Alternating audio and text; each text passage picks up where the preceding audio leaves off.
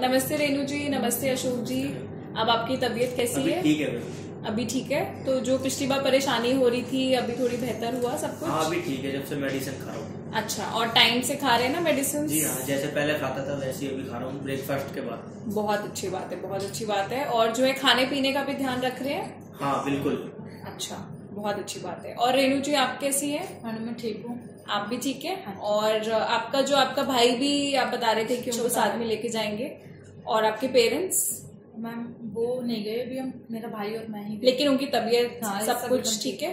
तो आप गए थे डॉक्टर के पास जैसे हमारी बात हुई थी, तो कैसी रही डॉक्टर के पास विजिट? मैम डॉक्टर के पास विजिट तो अच्छी थी, पर वो एक्सरे के लिए इतनी लंबी लाइन थी कि हम खड़े खड़े ही परेशान हो गए वहाँ पे।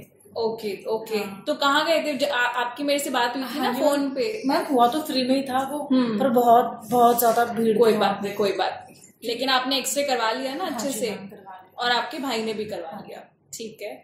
और जो है डॉक्टर ने क्या बताया फिर एक्सरे के बाद? मैम एक्सरे के लिए तो उन्होंने कहा नॉर्मल है। ठीक है, ठीक है, बहुत अच्छी बात है, ठीक है। और उसके बाद फिर उन्होंने क्या बताया? मैम उन्होंने यही बोला था कि अपने खाने पीने का मतलब पेशेंट के साथ साथ आप लोग भी ध्यान रखना घर। बिल्कुल बिल्कुल, वो तो जैसे हमने पिछली बार भी बात करी थी, क्योंकि ये बीमारी जो है हवा से फैलती है, और अभी इनको हुई है, लेकिन सब क्योंकि एक साथ ही रह रहे हैं तो औरों को भी हमें बचा के रखना है। और मैम उन्होंने ना एक दवाई दी थी। अच्छा। और ये कहा है कि 6 महीने तक खानी है, मतलब ठीक है। अभी तो उन्होंने 1 महीने की दी है। ठीक है, अभी 1 महीने की दी है, और वैसे बोला है कि 6 महीने के लिए खानी है। तो उन्होंने कुछ बताया है कि क्यों दे रहे हैं और किस लिए दिए हैं? मैम इतना तो नहीं बताया ना। अच्छा, हाँ, इसीलिए क्योंकि उनके पास जो है इतना वक्त नहीं होता है बताने का। तो जैसे हम पिछली बार बात कर रहे थे ना कि अब इनको तो टीबी हुआ है, लेकिन इनको सिम्टम्स आए थे, खांसी हुई थी, वजन कम हो रहा था, बहुत ज्यादा परेशानी हो रही थी, जिसकी वजह से डॉक्टर के पास गए थे। लेकिन क्योंकि ये बीमारी, इसके जो कीटाणु है वो हवा से फैलते हैं, और आसपास के लोगों में भी कीटाणु जाके बैठ सकते हैं। अब उसके लिए उन्होंने एक्सरे करवाया ये देखने के लिए, और हमने आपसे जो है बात भी करी थी कि आपको तो कोई खांसी बुखार या ऐसी कोई परेशानी नहीं है, तो आपने बताया था कोई परेशानी नहीं है आपको। तो अभी हमें ये नहीं पता है कि कीटाणु जाके जो बैठ तो गया है, लेकिन हमें ये नहीं पता है कि कब वो जाग जाएगा, या है या नहीं हमें नहीं पता है। तो वो जाके सोता रहता है शरीर के अंदर। अब क्योंकि हमें एक्सरे से भी कुछ नहीं पता चलता, आपको कोई जो है खांसी बुखार कुछ नहीं है, तो इसलिए ये आपको गोली दी गई है कि अगर वो बैक्टीरिया, अगर वो कीटाणु आपके शरीर में अगर है और अगर अभी सो रहा है, तो हम उसके जागने से पहले उसको खत्म कर दें, उसको जो है जड़ से अच्छे से खत्म कर दें। इसलिए ये दवाई आपको दी गई है, और आपके भाई को भी दी गई है। मैम पर ये तो पता ही नहीं चला कि बैक्टीरिया मतलब है या नहीं है, फिर भी क्यों दवाई खानी? क्योंकि क्योंकि हम उसका ना वेट नहीं करना चाहते, हम उसका इंतजार नहीं करना चाहते कि वो जाग जाए। हमें ये पता है कि कीटाणु हवा में रहता है, और इसलिए हम अगर ये गोली लेंगे तो ये उसको जाके कीटाणु को जड़ से खत्म करेगा। अब जैसे आजकल जो है कोविड की वैक्सीनेशन चल रही है, आप लोगों ने भी लगवाई होगी कोविड की वैक्सीनेशन। तो अब सबको तो कोविड हुआ ही नहीं हुआ उसका टेस्ट नहीं होता है, लेकिन वैक्सीनेशन सबको दी जाती है। क्यों दी जाती है? जिससे कि हमें कोविड अगर या तो हो ही ना, या हो तो कम मात्रा में हो, इसलिए वैक्सीनेशन दी जाती है। लेकिन किसी को कोई सिम्टम्स तो नहीं होते उस समय। तो ऐसे ही ये गोली भी इसी दी गई है कि अगर कीटाणु बाय चांस आपके शरीर में है तो उसको हम जड़ से खत्म कर दें। क्यों?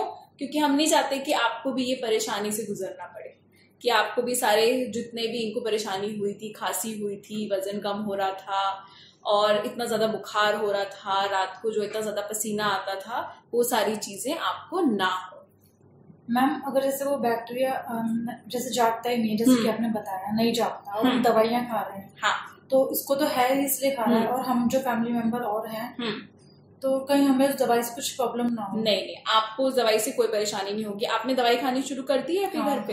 3-4 दिन हो गए। कोई परेशानी हुई है अभी आपको? खाने के बाद थोड़ा सा अजीब सा लगता है। हाँ, अभी शुरुआत में क्या होता है, कोई भी हम नई चीज खाते हैं, कोई भी नई खाने की चीज भी खाते हैं, और क्योंकि ये दवाई है, हालांकि इनकी दवाइयां बहुत स्ट्रांग है, आपकी दवाई बहुत हल्की है, तो जब हम ये नई दवाई खाते हैं तो शरीर को समझ नहीं आता है कि आपने मेरे अंदर क्या डाल दिया है।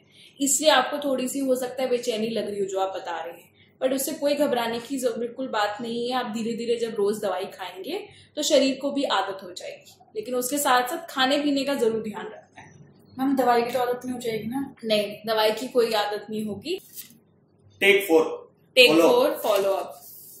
तो अभी जैसे मैंने जितनी सारी आपको चीजें बताई, हमने यहाँ पे वो चीजें लिख भी दी हैं कि जो कीटाणु है वो जाके आपके शरीर में सो जाता है और आपको क्यों ये दवाई लेने की जरूरत है, क्यों हमें इस कीटाणु को जो है जड़ से खत्म करना है, आपको किन किन चीजों का खाने पीने का ध्यान रखना है, वो भी हमने यहाँ पे लिख दिया है। अगर आपको कोई परेशानी होती है तो उस समय क्या करना है, और जैसे आप मुझे फोन भी कर सकते हैं।